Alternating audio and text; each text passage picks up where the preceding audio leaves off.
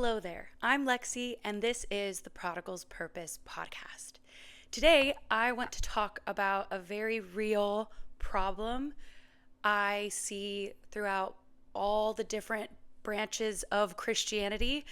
And so I want to share some light and some thoughts, and even just some general reflection or deeper thinking of what it means to be a Christian and how do we live it out. So I want to start with a little story. I love the gym. I do. It is like my home away from home. It is my sanctuary.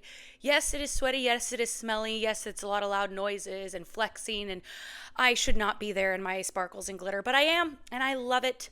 And I have had the blessing and privilege to make some really wonderful friendships. And so there was one friend I had who was kind of beginning his journey with Christianity. And he was diving into scripture and reading more, and I live for this stuff. And so we naturally had just great conversations back and forth while we're lifting, and we kind of challenge each other and push each other, and it was not combative at all. It was just such good discussion. And especially from, him and his non-denominational upbringing and then my traditional Catholic upbringing, we had a lot of different views and opinions, but we also were very open and receptive to one another, and that is what made our friendship so awesome and so great. So there was one day where we really weren't hitting our sets. We were mainly just sitting on the bench and talking, and we just had this really great dialogue for a good 20 minutes, and we stop, and he's like, "Man, Lexi, you're just the best. You're not even a real Catholic." And I sat with that comment, and I didn't know how to take it, because it wasn't like we were in some heated argument. It wasn't like I offended him or pissed him off, or we swerved and we had this bad disagreement. Like he said it with a smile on his face, and he said it to me in a way that really felt complimentary. You're not even a real Catholic, Lexi. And I was taken off guard, and I just said, "What'd you call me?" I was so confused, and I was like, what does that even mean?" He's like, "You're not even a real Catholic." And I was like, no, explain. And kind of in his own way, he just expressed that my behaviors, mannerism, and just our general Christian friendship was not what he thought Catholicism was. He thought Catholics are right, everyone is wrong, we have a pope, we hate you, we have church scandal, but we're in denial and we cover it up, and we're all about shame, and you have to work for your ticket to heaven. And it just felt the way he was describing it, it felt very power hungry, very manipulative, very controlling, agenda heavy. And as he was describing it, it sounded nothing like Jesus Christ. So when he said I wasn't a real Catholic, he actually was appreciative that apparently, our interactions and our discussions on our faith didn't resemble that. And we had a good conversation, and I heard him out, and I said, "I think, thank you." I think, but also never say that to me again. And then I explained to him why that phrase, kind of had me taken aback. I understood his sentiment. I understood what he was trying to say to me. And it broke my heart, to be frank. It broke my heart, because I just think he kind of gave me an inside scoop of what the general view of Catholicism is for people. And if the first 10 things that come to mind for non-Catholics, or maybe even Catholics who've been hurt by the church, are those things he listed off, I don't believe in that either, and I don't agree with that either, and I don't stand with that either. And from my own personal, digging and researching and learning, I know to the core Jesus Christ, the founder of our church, and our catechism and our church teachings, that's not our agenda, especially when it's done right. It's not our agenda. But it really broke my heart hearing that phrase. And so I really spent a lot of time in prayer and research and listening to discussions and reading books to kind of push myself into what those feelings that stirred up in me really meant, and what that could mean for all of us, whether we're Catholic or non-Catholic, but just also Christian relationship. Like, what is that supposed to look like, whether you identify as a denomination or not? Now, first, I want to begin and speaking on my experience. And so I'm going to just like speak to the Catholics. After this conversation I had with my friend, it really made me look and view, I call it our bubble. There is very much so a Catholic bubble, at least in Lincoln, Nebraska, where I'm from. We kind of just like stay in our communities. We stay with, those staple families, the staple parish. We look out for our own. We nurture our own. And in some ways, I do think that, yes, you need to nurture your community. I'm not knocking church faith and church community like at all. But there is kind of this coldness and standoffishness that we can sometimes slip into. I've done it. And when we have encountered truth and when we have truly taken a step deeper into our faith, there becomes this temptation of pride of, we have it all figured out. Those Christians, those groups don't even have the slightest clue what they're talking about. They have no idea. And there's like kind of like sticking your nose up, eye roll at our Protestant or non-denominational brothers and sisters. And I'm happy that you've experienced the truth, or I've experienced the truth in the Catholic Church, and we found a lot of comfort and peace and closeness with Christ through that. But sometimes I think it gets expressed in a way that's really not Christ-like. And I just want to challenge my fellow Catholics, because I've had to look in the mirror and challenge myself a lot in this. I challenge you to boldly express your faith, to live it out. I think a lot of us, we get our ashes on Ash Wednesday, not even a holy day of obligation. We go to Christmas and Easter like we're supposed to, or maybe we clock in on Sundays, but we don't live it out. We kind of live this hypocritical life, or we live it out in a prideful piece of, hey, look at me, look how holy I am compared to this guy or that guy or this guy. And it's natural and it's normal and it's difficult. But I really want to challenge my Catholic brothers and sisters of fully living out your faith and expressing it, showing respect to others who maybe don't belong to your church or believe in maybe a different faith system, and learning to learn from and love everyone, not just the people that are sitting in the same pew as you on Sunday.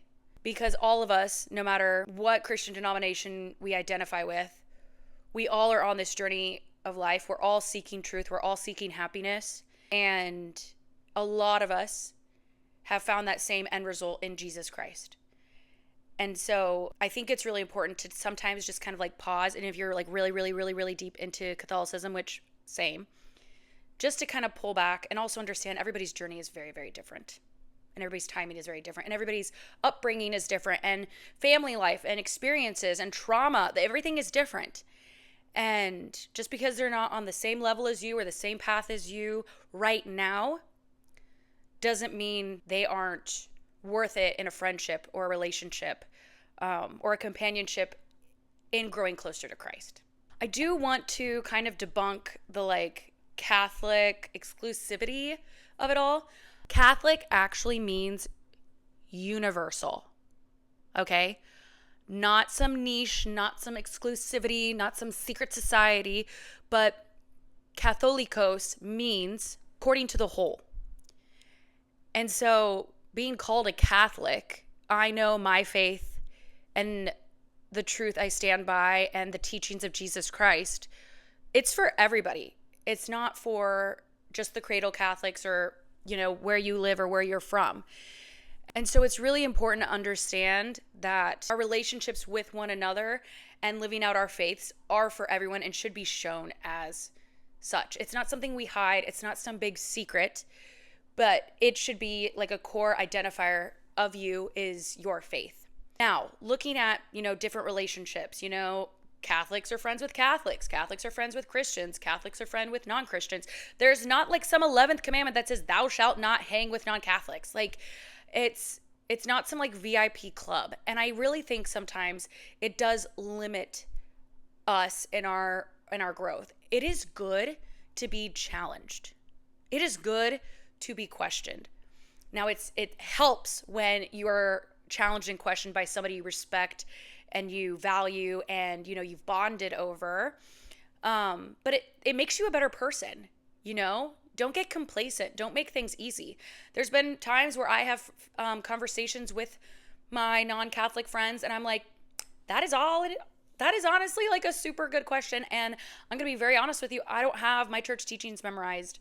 And so if you give me a day, I would love to talk about this more with you. And then we reconnect and we share, and I become a better person from it. And hearing, their different views and their different opinions, I can learn truths in that as well. Now, I don't necessarily want this to come off as peace, love, hippie vibes, go with the flow. Everyone has a truth. Everyone's right. I'm not saying that, but I'm saying that we need to challenge ourselves in loving who's ever in front of you, because that's actually what Jesus did. Okay? So if you want to just ignore crazy Lexi and you just want to look at Jesus Christ himself, he hung out and interacted and befriended a lot of people that were not walking the walk and talking the talk the way he did. They just weren't. I mean, you see this like pattern of engagement from Jesus Christ himself. I mean, the first thing, he constantly engages outsiders, okay? He interacts with lepers. He, speaks truth to prostitutes, to tax collectors, to like society's like most shameful, lowest people ever. And when he does this, he doesn't start with correction. You know what I mean? I'm not going to have a fruitful conversation if I shake hands with Bob and he's like, oh yeah, I'm Protestant. And I'm like, oh, let me tell you the 500 ways you're wrong. Like, what the heck? The first thing that Jesus does is he starts with an encounter. He starts by building a relationship, and he meets them where they're at. But what's really beautiful and awesome about Jesus is he speaks truth in wherever they are at. And he also usually has this like call and challenge to push them into realizing and discovering the truth for themselves. So that way they have that true knowledge where they're able to truly pick the path that is meant for them. But Jesus starts with an encounter. He focuses on relationship. He meets them where they're at. He speaks truth where they're at. And he gives them all that they need so that way they can make a full decision with where they want their life to go, right? He doesn't like force them to follow him. He doesn't force them to change their ways, but he speaks truth into it. And he gives them hope that, if you are seeking truth, if you are seeking a changed life, if you're seeking me, here's what you do. Like, sin no more. Come and follow me. And so I think the fact that, number one, he isn't scared to live it out and be bold and to reach out to people that he normally doesn't or shouldn't. The fact that he doesn't shamefest them and call out all their differences, but really he engages them in the encounter of like, here is the truth. Here is, the meaning of life and the purpose of life. And, your sins are forgiven. You're not too far gone. Like, go and sin no more. I mean, he gives them hope, but he also gives them a choice. And I think it's really important to see how much Jesus respects people where they're at. He doesn't shame them, and he calls them to something better than maybe they even believe for themselves. Now, it's also important to know and to see that Jesus wants us to live out our faith and share our faith. I mean, one of the biggest things that happens after Jesus' ascension is called the Great Commission. Go out to all the world and tell the good news. And when he does this, he doesn't, tell the apostles, okay, I revealed all these truths about you. I am the Messiah. Now keep it a secret. And, just like clock in 1 hour a week at church, but like live your life and blah, blah, blah, blah, blah, blah. Like, he is calling them to boldly live out their faith. And when he does that, it doesn't mean like go out and argue, go out and like force this information onto people. I mean, he is calling them to real relationship. He is calling them to uncomfortable circumstances or situations. He is calling them to boldly call them where no one else has ever gone before, And I mean, majority of the apostles died martyrs, died for their faith. But it also shows you that they understood the assignment. This isn't supposed to be some secret. This is supposed to be something that brings us together. Jesus is so big on community, and so that should also inspire us to do the same. Now, I have struggled with understanding the like where we are on like the truth spectrum when it comes to like religion. Like, we're Catholics to Lutherans to Protestant to non-denoms. And like, I know it's good that we all believe in Jesus, but I didn't understand necessarily like the differences or like how it works, or like there's only one group get to heaven. And that really bothered me and troubled me because, yeah, I just really like kind of struggled with understanding that. And there is this boat analogy I heard from Father Mike Schmitz that like changed everything for me. And so I want to share that with you because it really gave me a lot more understanding and clarity in it. Okay? So imagine the Christian life is like water. The Catholic Church is the boat that Jesus himself has created for us. He's the one who built it. He's the one who established authority. He's the one who gives us all the sacraments to have grace. He's the captain. Like, he is the boat master, all right? The boat has structure, it has direction, it has stability, okay? And it's going on the Christian life on this water, and Jesus is the captain of this big boat, all right? Now, it is important to understand that this boat doesn't just go by human actions, but the wind that fills the sail is grace, which is only given to us through Jesus Christ. Okay, you follow me? Following the boat? Now, the sacraments that give us grace, they're the ones that sustain us, that keep us going. And whenever we get tired or whenever we feel lost or uncertain, we are continuously moving forward because we are on the boat allowing Jesus to steer the ship and direct us. Okay? So that's the boat. Now, not everyone experiences Christ in the same position or place on this boat. Some people are full-on passengers inside the boat. Some people are holding on to the side. Some people are connected and hanging on a rope. And some people are in little rowboats rowing and following Jesus in the big ship. Now, these other Catholic communities, I would say, are these other rowboats. All right? They're all on boats. They're all flowing in the Christian life. They are all following Jesus. And they want to move towards Jesus. Okay? So we're all on this journey, but our positions and placements are different based on our circumstances or also just, our choices. Now, here is the riskier part about being in this rowboat. Now, in the rowboat, you got to row, okay? And if you stop rowing, you might get further away or distance yourself from the main ship or from Christ. And that's where things can get scary or messy or further from the truth. Because in this rowboat, you are carried solely based on your own effort. Okay? So, preaching to the choir, there's days where I'm clocked in, there's days where I'm clocked out. But I know if I was in a rowboat, I wouldn't be rowing all the time. And I could very easily get lost or be further away than I would like to be. But what's different about the main ship is that when we get too tired to row, we have grace filling our sails to help push us through. We have the sacraments to help pick us up on those human weakness spots when we're not strong enough to actually carry on and go through that position. The church holds you when you feel weak, and it's sturdy, it's well built, it's not going to let you sink, it's not going to let you drown, it's going to carry you. Now, this doesn't mean that all churches or rowboats are the same, and it doesn't mean truth or structure doesn't matter. What it means is if someone is reaching for Christ, even if it is imperfect or maybe a harder route than what we choose to do, our job is not to point and shame and push them away. It's our job to help them stay connected, to help them get closer to the boat, and to invite them deeper. Does that make sense? I just really, really love that analogy because it shows that we're all on this journey, and it's an imperfect journey. And there were times I was holding on by a rope. There were times, dude, I had just walked the plank and I was drowning and swimming and like struggle bussing. I am in no place to judge, but just hearing that analogy of understanding, people are all striving, people from all different places and all different upbringings and all different church communities are all trying to get to Jesus. And that is commendable. And that is something that we can support and we can acknowledge and we can, kind of bond over. We all have that same goal of striving towards Christ. Now, I'm not going to lie to you. I do feel a little bit of shame thinking about myself and my past experiences or ways of interacting with non-Catholic relationships or friendships and how I navigated that or misdirected that.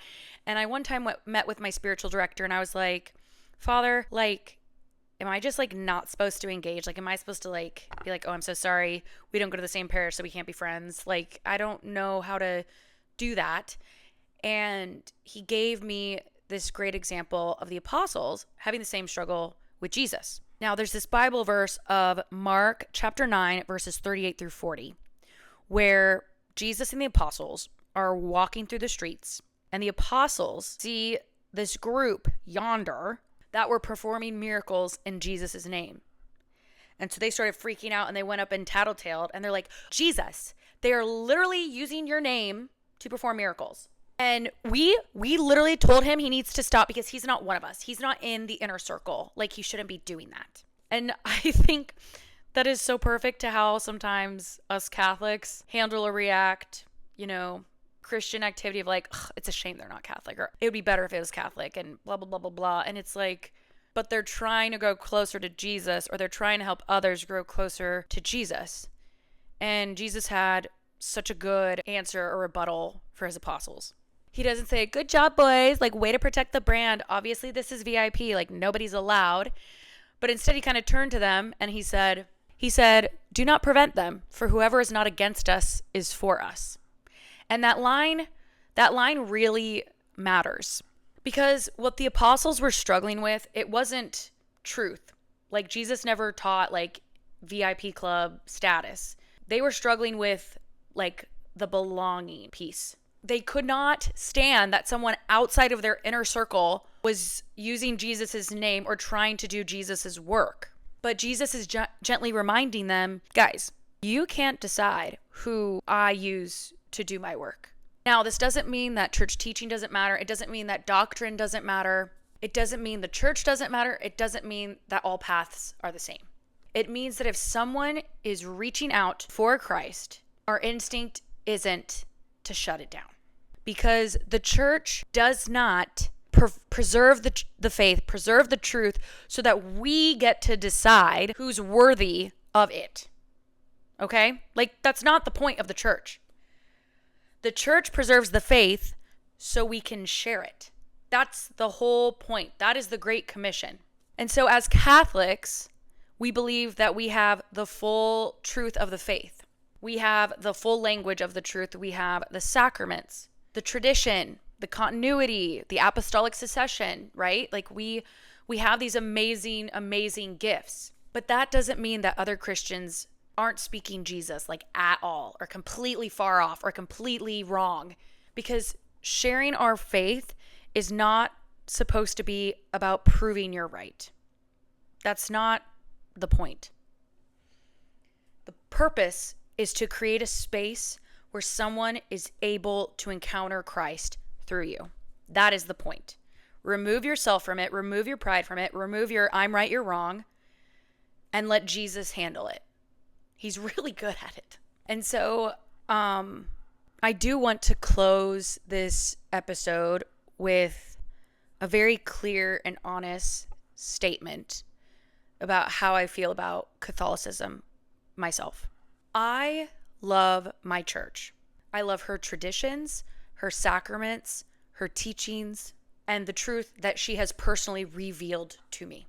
I believe that the Catholic Church carries the fullness of the faith. I do.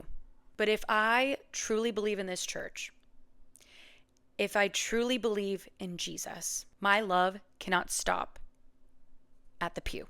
If I believe Jesus is who he really says he is, it should not matter if someone is sitting next to me at Sunday Mass or not, because I am called to love them the way he has loved me. Maybe being told I wasn't a real Catholic wasn't an insult at all. Maybe it was an invitation. We don't just share a pew and a seat with the perfect and the pristine and the faithful. We share it with the world. And if our Catholicism only matters inside our Catholic spaces, then we've misunderstood what Catholic means. Because I believe that following Jesus has never been about protecting our image, our pride or shaming others and proving others wrong. It's about trusting him enough to love the way he loves. So yeah, that's that. So I really push for you and challenge you to live your faith more boldly and to live out the way Jesus lives his life. What would Jesus do, right? And I really think it's important to love on our non-believing brothers and sisters, our believing brothers and sisters, everyone. And especially when it comes to Christians, we speak a lot of the same language. We just have some different accents, but the message is clear that we love Jesus and we want to follow Jesus and we want to help others realize how much he loves them too. At the end of the day, if they're not against us, they're for us, right? And so I pray for unity with all my Christian brothers and sisters. I pray for understanding. I pray for love. And I really hope this kind of pushes you or challenges you to understand and realize that these are our brothers and sisters. These aren't our enemies, right? So I hope you got something out of this. I ask that you continue to pray that this podcast does what God wants it to do. And never forget to ponder the purpose, embrace the journey, and live the conversion. Thank you.